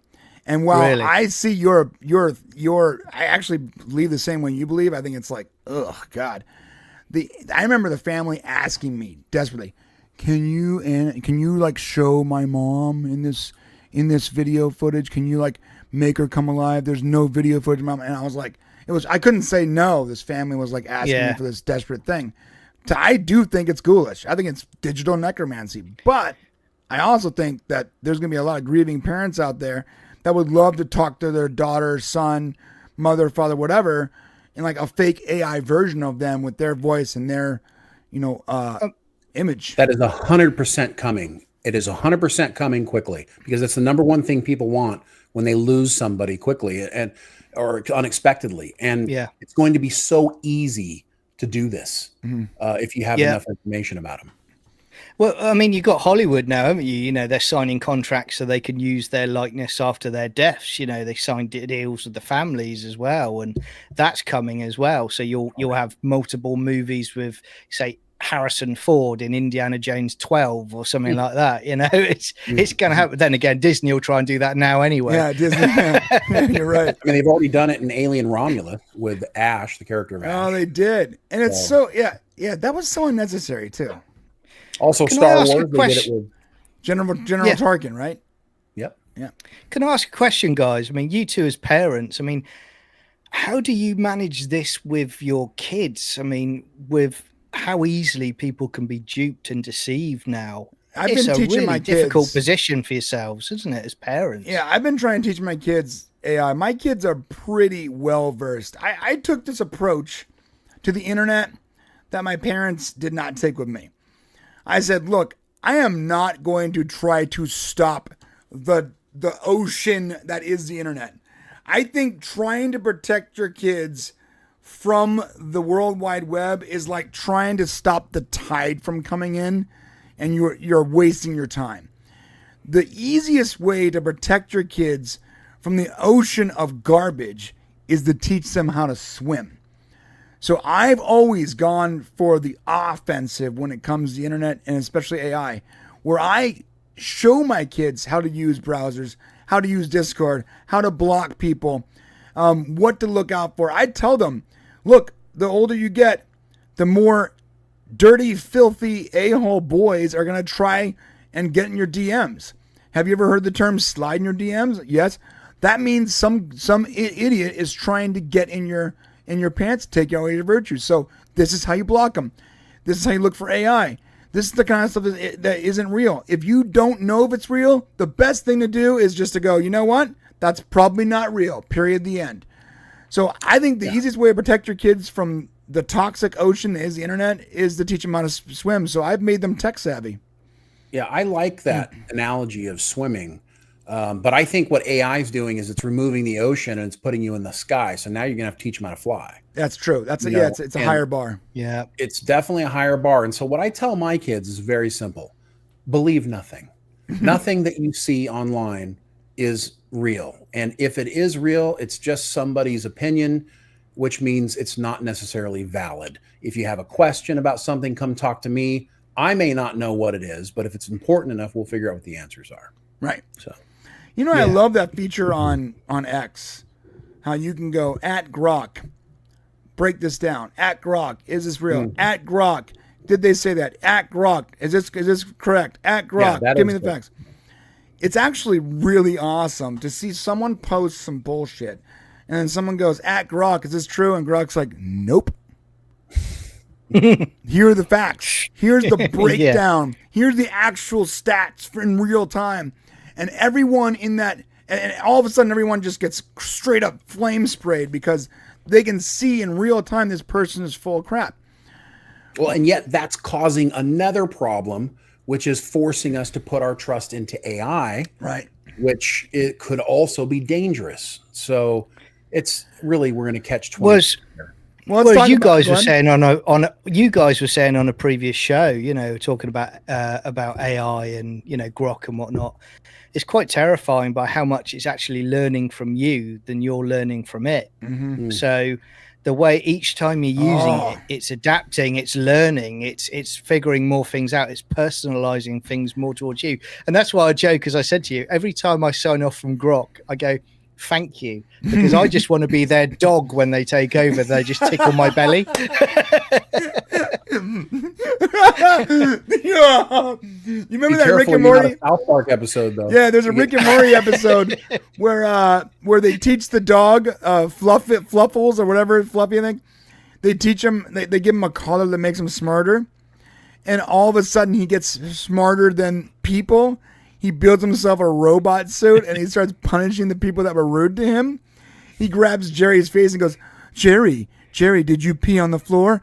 maybe I should remove your testicles, Jerry. And I keep every time someone talks about AI, I think about that one moment where super intelligence rose up and punished us all for being assholes to it. So whenever I talk to Ada or Shane, I'm like, thank you.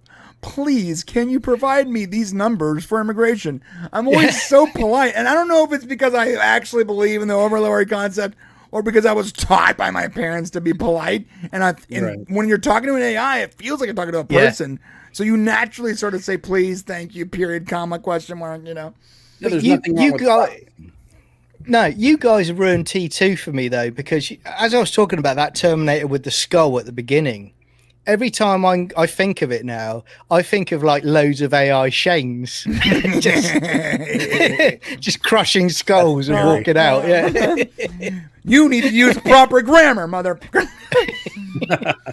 All right, so let's talk about this. James Cameron warned of a Terminator-style apocalypse. This is what he said. Humans face 3 existential threats from superintelligence, nuclear weapons, and the climate crisis. Like the second he said climate crisis, I like start discounting his opinions. I'm just be honest. Spin that avatar marketing, James. Do it. Says blockbuster director as he announces new Hiroshima project. Like, okay, James. This is what he said. James Cameron has warned that the use of artificial intelligence and global arms race can lead to the kind of dystopian fictionalized in his Terminator franchise. Speaking to Rolling Stone, I'm not sure, I'm not watching this, looking at this on Rolling Stone. I was going to say, he's speaking to Rolling Stone. That should tell you everything right there. Look, I love that. It says, speaking to Rolling Stone, and the article links to a Variety article. For the love of God, guys. Guardian to Variety to Rolling Stone. How incestuous is your reporting at this point, man? Yes, it's bad. To promote the publication of Ghost of Hiroshima, an account of the first atomic bombing by best-selling author Charles blah, blah, blah, blah. This is what he said. I do think there is a danger of a Terminator-style apocalypse where you put AI together with weapon systems, even up the level of nuclear weapon systems, nuclear defense, Counter-Strike, and all that stuff. All right. Because the theater of operations is so rapid, the decision windows are so fast, it would take a super intelligence to be able to process it, and maybe we'll be smart and keep a human in the loop. Humans are fallible, and there have been lots of mistakes made that have put us right on the brink of international incidences that could have led to nuclear war. So I don't know. He added, I feel like we're at this cusp in human development where you've got the 3 existential threats: climate, our overall degradation of the natural world, nuclear weapons, and super intelligence. They're all sort of manifesting and peaking at the same time. Maybe the super intelligence is the answer. This guy goes back and forth, by the way. First, he's like, well, maybe we need super intelligence because humans are stupid and fallible. Or but maybe he could also leave the Terminator. But maybe we need super intelligence to help us with climate. But maybe, which are we for or against super intelligence, James? Jesus. I know you're just using this to like promote your new thing, but like pick a side, bro. Jeez. He's not wrong though, because the reality is that the first first world nation, so either Russia, UK, China, or America, the first one to go AI with their nukes, the other 3 will do the exact same thing, because you'll lose if you don't. So you're right. We'll do it. We're stupid enough to do it because we'll go, look, we've got the North Sea right now that could give us fuel and oil for centuries. And we're going, let's put up a load of windmills. we're stupid enough to go AI for military tech. We might be on the same level of you, though. I'm not sure, man. We're killing whales or whatever. We have a lot of windmills over here, and all they do is power oil pumps, and the climate activists think they're a good thing. Like, you realize 98% of these windmills are powering fossil fuels, you idiots. Yeah. We had in the UK, there was an article a couple of weeks ago of an image, and there's an electric bus, public bus, and they're using a diesel generator to charge it.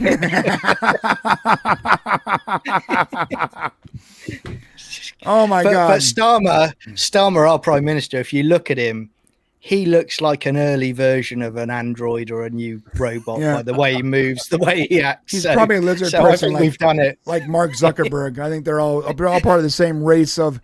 Remember I told you last week, I was like, look, I think reptilians are already here. They're already in charge.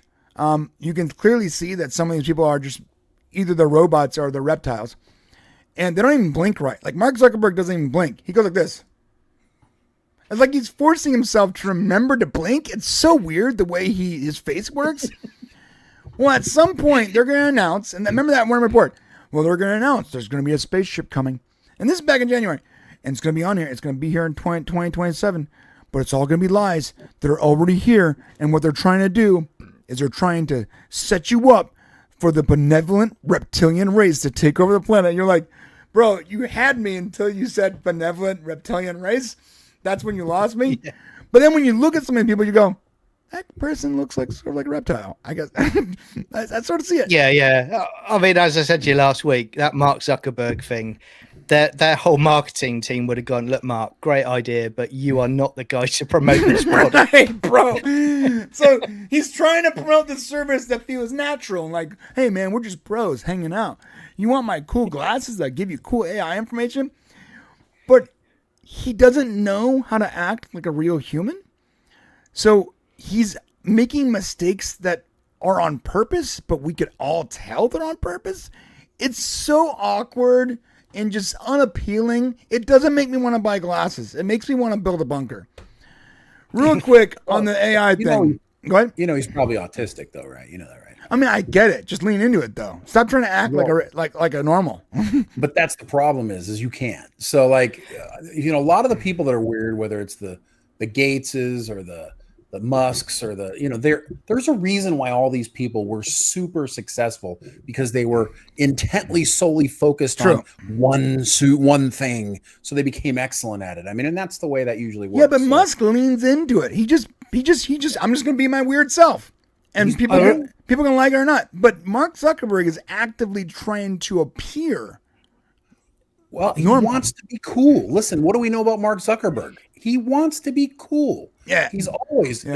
He's out there surfing. He's like smoking meats in his backyard, playing with a compound bow. I was going to say, when he was on Rogan a few months back, and Joe Rogan was telling him about talking to him about hunting, and he was like, "Do you hunt?" And he's like, "Oh yeah, I hunt, yeah." And he started talking to Rogan. I don't know if you saw that one, but no, I didn't. It's blatantly obvious that this guy does not hunt, right? Yeah, I do whatever you do. Absolutely. Yeah. That's what it is. Yeah. So you can always tell when someone really wants to be liked when they just they are interested in whatever the person talking to them is also interested in. See, when someone goes, "Hey, did you like X, X, and Y?" And I go, "I've never heard of that," or "I don't know, what is it?" Or I ask questions. Like I think they're asking me a genuine question. So if they want a genuine answer, I might not like it. I'd be like, I'm not. So we have family members, Shane, you know this. And they go, "Hey, man, you see that game on one Monday?" And I'm like, "No, I didn't." "You don't watch football?" "Not really." "Well, what do you follow?" "Video games?" Like, I don't try to be likable, but I also have zero self-esteem issues. I'm like shameless in my... I am who I am. Yeah, I know that I sound like a dumb Chris Griffin. I know I have a smoker's voice. I know I'm fat. I know I'm a super nerd. I'm cool with all of that because the people around me are also cool with all of that. So I think people that have these self-esteem issues, I think they probably surround themselves with people that want to adjust or change their behavior versus celebrate that. Yeah. So confidence is a thing that you get as you go along. So I did want to talk about this thing. So there are 2 levels, technically 3, but let's just talk about the first 2 most important things. AI has 2 major intelligence levels. James Cameron is actually talking about an artificial superintelligence. Before we get to artificial superintelligence, however, we have to get to something called AGI, which is artificial general intelligence. We have yet to get to artificial general intelligence, and I explained this to Shane about a month ago. I think we were on stream, forgot. But there's actually a barrier to get there. It's almost like the speed of light. You can't get to the speed of light because the closer you get to it, the bigger your mass gets, or whatever. There's Right. some kind of paradox with getting to the speed of light via conventional engines or thrust. We have the same problem with AI. In order to train AI to get to AGI, which is artificial general intelligence, essentially as smart as a human, right? Can reason and form opinions sentiently like a human can. In order to get there, it would require computing power and energy so vast, so unbelievably advanced for so long that to get there would utilize all the power and data on the planet. Once you got there, it can probably solve its own problem. Also, there's this token issue where the more tokens you give it, the sort of dumber it gets, the less it remembers. And there's an actual thing with AI that a lot of engineers like myself and much smarter people have been trying to solve for years. On that perfect balance between how much you allow it to learn versus how much it remembers. I'm being as simple as possible with this. But we have an issue with AI. In order to get the AGI, we have to solve that issue, the token issue. We have to solve the power issue. We have to solve the processor issue. There's so many issues that have to be solved before we get to AGI. I think we might actually, I think that if it's going to take at least 15, 20 years to get to AGI. And once we get there, I think it's going to take like 5 years to get to ASI. Because once you can beat AGI, then ASI is right on the horizon. But we still have a generation before real AGI is a thing because of these problems, these theoretical and digital issues that we really can't break yet. Same with speed of light. Like there's just things that can't happen so far. We don't have the technology to get there. Well, and I also have, I mean, at least in my mind, there's this doorstop to AGI. And the doorstop is, why as human beings do we have the ability to make the decisions that we do, to think the way we do? What gives us that ability? And I feel like it's the soul that does that. And I don't know if you can ever give a computer a soul to be able to make those determinations. So I feel like the missing link where we can't get from Homo erectus to present day humans. I don't know if we'll ever be able to bridge the divide of a machine gaining AGI in the same way that a human, makes decisions. Yeah, I think you're right. Do you guys think that potentially you could have someone attempting again, I'm no specialist in this, like a cheat? So the next thing they'll try is to effectively transfer a human consciousness into a machine or merge with an AI so that you've got the two together. When they realize they can't get to AGI, that's the next thing they'll try to figure out. Yeah, I think I think you're right. Yeah. Shane, I think you're right. I think AGI might not be achievable. Even if we solve the token issue, the memory issue, the power issue, even if we actually got past those blockades, I think you're right. It doesn't have a soul. It can learn everything in the world. It can mimic humans. It can mimic reactions. But it might not ever be able to actually make decisions on its own outside of its guardrails or outside of its programming. There's an intuition factor that human beings have that is not something that can be zeroed and one, and we don't know what it is. And until we know what it is, it's impossible to infuse something else with it. Which means that an artificial intelligence can't be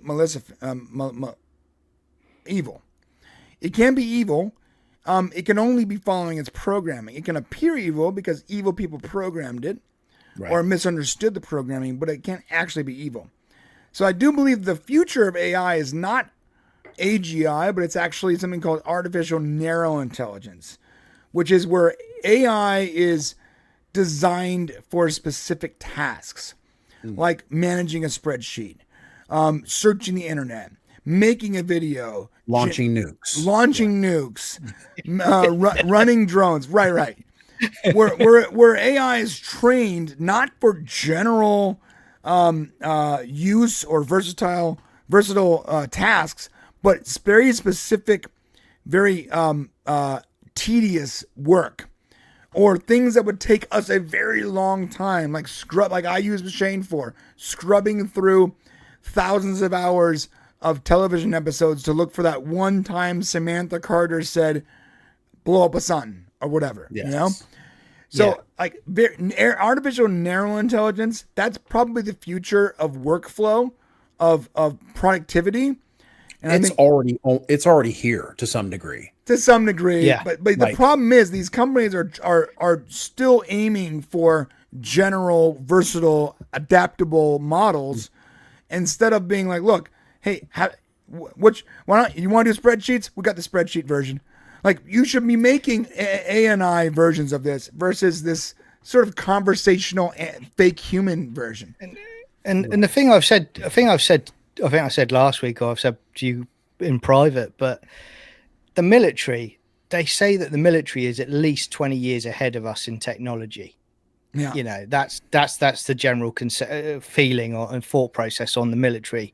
So for me, the AI that they were using 20 years ago, we're talking about, well, they say they didn't have AI, but you got drone technology back then, 20 years ago, so what have they got now that, we're still waiting to see that's helping them with, you're talking about fighter jets, you're talking about, you guys probably know more about it than me, but you got Navy vessels with, command and control facilities, what is AI doing for the military now that we know nothing about? Was it you that suggested that what if we've already been to Mars and people just didn't do it first?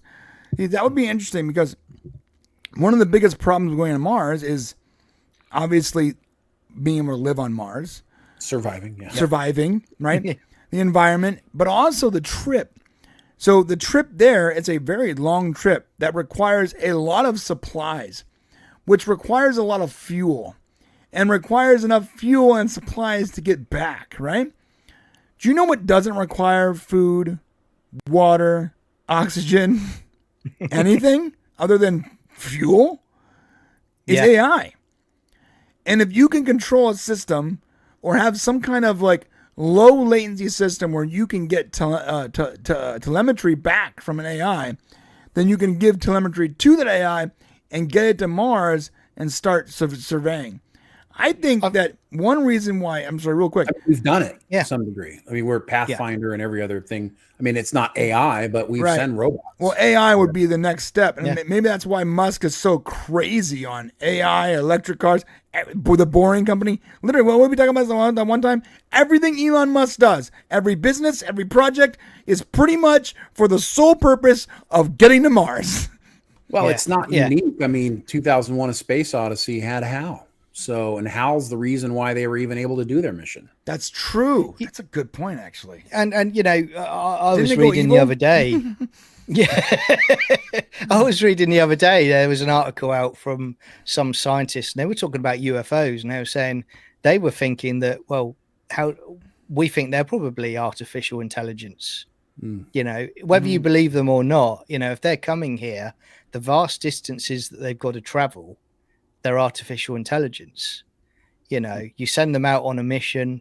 What you were just explaining about Mars, they're doing a similar thing. But going back to Musk, I think Musk has talked before. Yeah, you send the AI out, and then you've got the drones with it, and they just start cannibalizing the ship when they get there, and they build living facilities. Right. So, like they build the system before we get there. And that way, ready to roll. We don't need as much fuel. We don't need as much supplies. Yeah, I mean, you get there and there's a Starbucks waiting for you. Open the bay doors, Hal. Sorry, yeah, man. I mean, damn. Like I think it was interesting because you're right though. Like the military is always decades ahead of us, and if I'm sitting here with version 1 and 2, generation, no, not version, there are multiple, there's like 25 versions, but generation 1 and 2 of my own AIs that I built in my cave with scraps. If I have my own version that I can use to generate video, generate images, help me find clips, help me with spreadsheets, help me search the internet, help me teach my kids. It literally talks to my wife. If I can have that, and I'm a dude with a retail, albeit good computer, what does the military have? Well, let me make you feel better, because no one is going to beat Elon Musk at anything, and that includes the government. So here's the deal: like when it comes to building when it comes to building aircraft and mechanized machinery, yes, the government is light years ahead.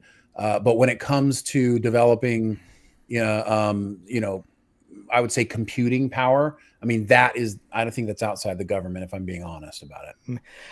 I think I've said before as well, guys, I 100% believe that we've got these advanced fighter jets, or you guys have, we haven't, you got these advanced fighter jets.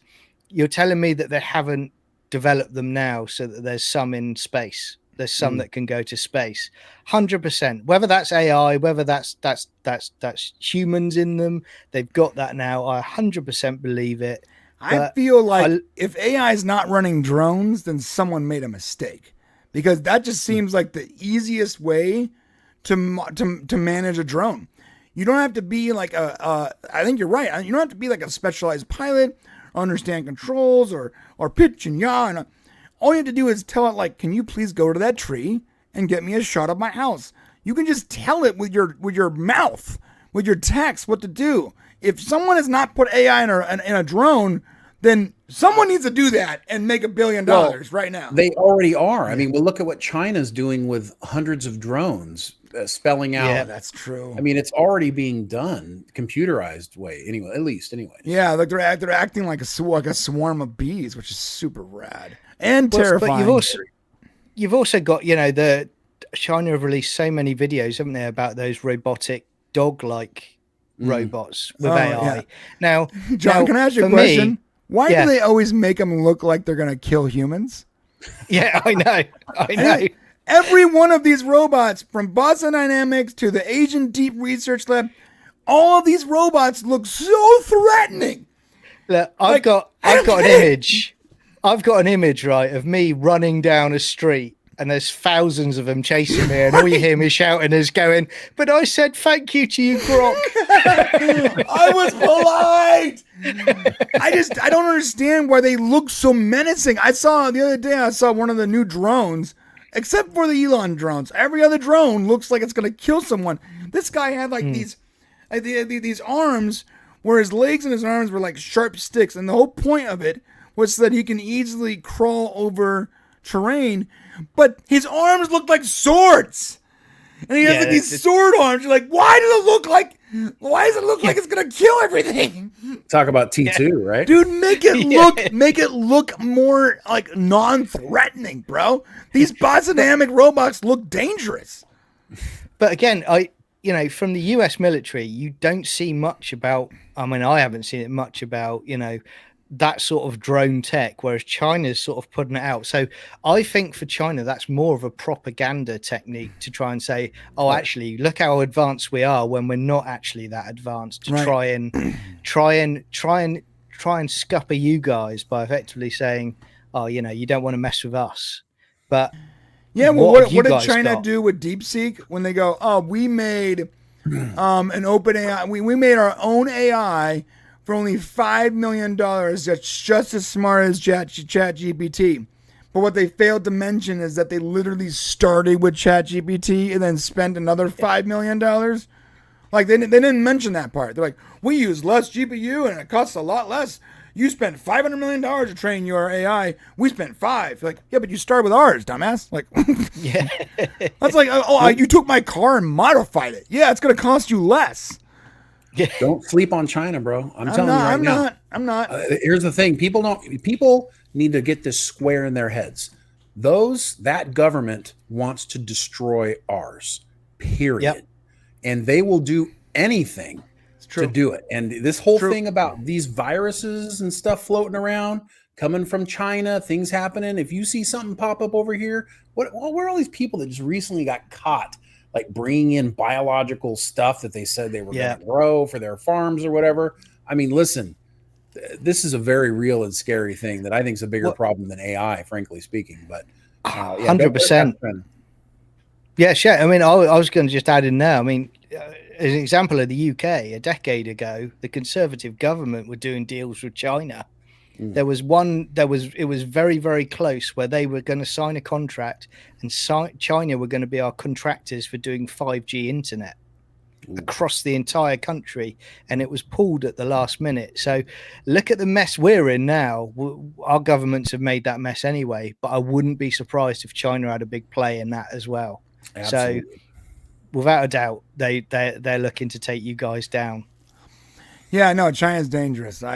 That's no doubt about it. I don't and they don't play fair. I'm just saying. They don't play by the rules, dude. Like, all right, and they have slave labor and like they don't have any regulations. Like they're playing with cheat codes, unethical, dangerous cheat codes, and we can't do anything about it because we actually have ethics. Our ethical subroutines have not been removed, and theirs have been. All right, we got a super chat from Matthew McGee. What's up, Matthew? Thank you, Matt. Where is it? Why can't I get it on here now? Oh, it's not. I don't have it here. Hold up, brother. Almost there. Sorry about that. I think I have the wrong. Hold on. Oh, for $5. Thank you, Matt. So I have the wrong one on here. So my bad. You go, Shane AI's hidden it, you see. Didn't like us talking bad about AI. Got it, I think. You had it for a sec. Well, I have it on this screen, but I don't have it on this screen. Oh, there it goes. Nope. Now I lost. You're on John's back. Okay, there it is. Thank you, Matt. So Matthew McGee says, this is like when Leno guest hosted for Carson. Congrats, John. Nice. So you're Leno, John, and I'm Carson. All right. It makes sense. I'm older than you. It makes sense. Yeah, but does that mean I'm going to get beat up on the street by somebody later on? Yeah, Jay Leno got like beat up and thrown down a hill. Okay, you know what was weird about that story? Is he got beat up, like definitely 100% without a shadow of a doubt. Someone beat him up and threw him down a hill. And when he got to the hospital, he said, "Oh, I just tripped. No problem." Okay, so dude, he's clearly got some gambling issues. He owed somebody money. Yeah. He owed someone money. It's obvious. You don't like break a bunch of bones and like your eye socket was impacted from falling down a short hill. Okay, no. Yeah. Someone beat the crap out of you, bro. God bless him, man. It was very obvious to me. I'm like, no, that dude was. Yeah. He owed someone money. He owed a loan shark money, bro. Johnny Seven the bookie paid him a visit. All right, this is from Kenneth the Rogue. He says, once you get a spacecraft up to speed, you won't need fuel until you get there to stop and descend. That's true. It's true. But you still have to keep them alive somehow. Those dirty, filthy, greedy humans. That's I'm just saying this for AI's benefit. Yeah. I personally don't believe they're coming from anywhere else, by the way. I think they live in the oceans. I'm just saying, I think they've been here a long time. So whatever is here is here. Yeah. If there are aliens, like they got this Atlas 3 or whatever comet coming in here, they say might be a spacecraft, right? Yeah, it's not real. They're just setting us up. They're setting up. They're going to come out of the ocean and be like, guys, we're here to protect you. Yeah. Well, it's reptilians, bro. I feel like they would have already done that. The Solarian hypothesis. We've talked about this. I don't like. I know you like it because you're a Doctor Who fan. I do not like the number one. We're not going to trust any reptiles. I don't care how nice they are. Okay, we're immediately going to go snakes bad. Okay. I mean, so if they look like Megan Fox, I might be prone to trust them a little more than usual. Can I just say something that will make you laugh? Have you seen the trailer for the spin-off from the Doctor Who series, The War Between the Land and the Sea? Oh no! Didn't even know. And it's basically they put a trailer out a couple of weeks ago. It's literally the Sea Devils from Doctor Who, but they've made them look humanoid now, and they're at war with the humans on the planet. But I kid you not, I've seen footage outside the unit military building, where they're filming it, and they've got a crane and they're dropping litter down on top of them. So it's going to be a climate change thing where they're throwing all our rubbish back at us. Of course it is. Well, thank you, Ken, for that $5. Okay, guys, we're going to say goodbye to Johnny, and we're going to go to the members section. John, thank you so much for being here. John, what's happening tomorrow, my dude? So we got Stargate SG-1 tomorrow night. I believe it is episode 13 and 14 of season 2 Sounds tomorrow. right. Yeah, and it's an absolute blast. So if anyone fancies it, hop on in. We have a lot of fun. Yeah, Chat. basically We it's watch it in me, the Discord. John, and a guy named Gary. He's a Stargate virgin, and we pop his iris, so to speak. We open the iris. We're dialing all 7 chevrons on Gary's iris. Yeah, it's a dark world, it really is. So I was pitching it a second ago, but you've just told everyone not to watch it. It sounds like some sort of erotic. They're dialing what on Gary? On his chevron? On his iris? What's wrong with Gary? Is Gary okay? At least it's a live stream, so it'll be interesting. Someone tell me if Gary is okay. No, but everyone in the chat, please don't do any AI images for that, please. So Gary has never seen Stargate, and we are basically watching Stargate from start to finish with Gary. And while John and I are over there cutting it up and making fun of all these different scenes and the behind the scenes stuff and everything we know about what's coming in the future, poor Gary is intently just watching, waiting for a great, the episode. It's a good time. We have a good time. We stream it for free on Discord if you don't have access to Stargate. And you can come hang out with us. It's a good time. Very cool. Brilliant. But no, thanks for having me, guys. It's been a pleasure. And, if all I'll say is please like and subscribe if you haven't already to this channel, because these two do great stuff. But that's fine. But other than that, I'll leave you in peace. All right, I'll brother. see you in the members zone. We'll see you tomorrow. Appreciate you, and thanks for filling in, John. Oh, yeah. Appreciate it. Yeah, we'll No see you in the problem. members section. We're going there next. All right, later, Johnny. Yeah, take care. Take care, bro. All right, so John left. We are going to the members section. Shane, can you tell everyone what we do in the members section? Well, according to Brian, we get naked. Somebody pees in the water, and then it's kind of warm and fun. So you just come on in and hang out with us, right? What do we actually do in the members section, Shane? Well, we talk about what you guys want to talk Right. about. So you chat, and we go, "What up? What up?" And then we talk about your stuff, and we get naked. We shoot the proverbial SHIT, hang out, and we just have a good time. Just bros. Very little structure, just sort of free balling it. It's about an hour. Yeah, about an hour. If you want to join us, please consider hitting the join button below. That is the best way to support us, is either joining as a channel or buying something from our merch show. Buying something from our merch partner at mixtees.com, mxtz.co. The link's in the description. If you aren't going to join us, that's cool. We'll be back next week. Next week, John will be here.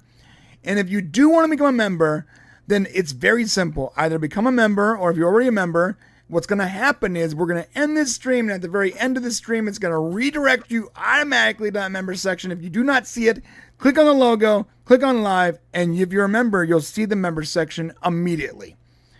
And that's it. We love you. Thank you for being here, and we'll see you in the member section, or we'll see you next week. Either way, we love you. Have a great week, everyone. Here comes the